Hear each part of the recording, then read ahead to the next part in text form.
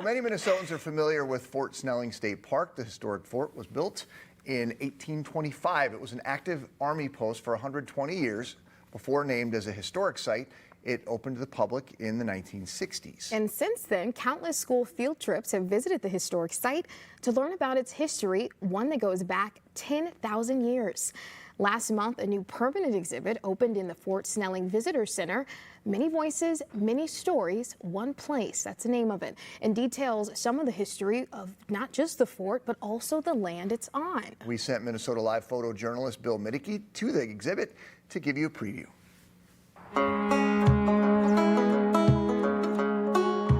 Hi, my name is Bill Convery. I'm the Director of Research at the Minnesota Historical Society.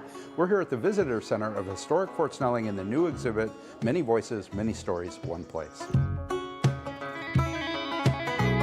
Many Voices, Many Stories, One Place is an exciting new exhibit that provides a 10,000-year overview of Fort Snelling and Bdote, arguably the most important site in Minnesota history. This is a site that is very culturally significant to Dakota people, and it's a place where Dakota people still come today to honor their story, their creation, and their homeland. The United States Army began building Fort Snelling in the 1820s, and it was completed in 1825.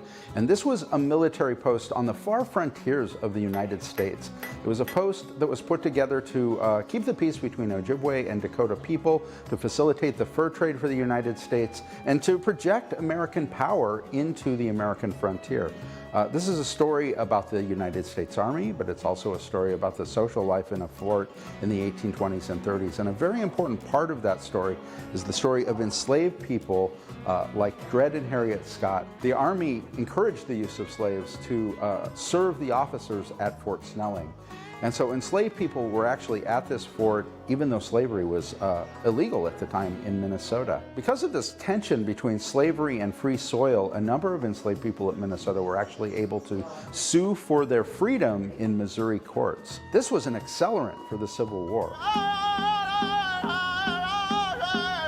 This is one of the more difficult stories that we tell at Fort Snelling, the story of dispossession that took place here. 1,600 Dakota people were placed in a wooden stockade and held over the winter of 1862 and 1863.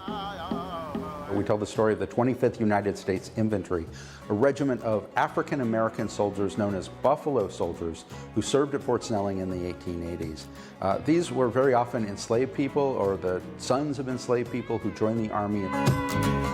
The really important untold story of this place is the story of the Military Intelligence Language School.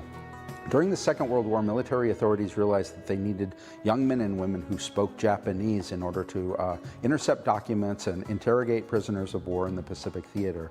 And Fort Snelling was the home of the language school where 6,000 Japanese American men and women learned to speak a very high level of military Japanese. We wrap up this story by bringing back all of these stories together in a confluence, if you will, talking about the continuing significance of Fort Snelling today to the United States military, to Dakota people, and bringing that story together. Well, Many Voices, Many Stories, One Place is included in your admission to Fort Snelling. For fort and exhibit hours, we'll leave a link for you on our website, minnesotalive.com.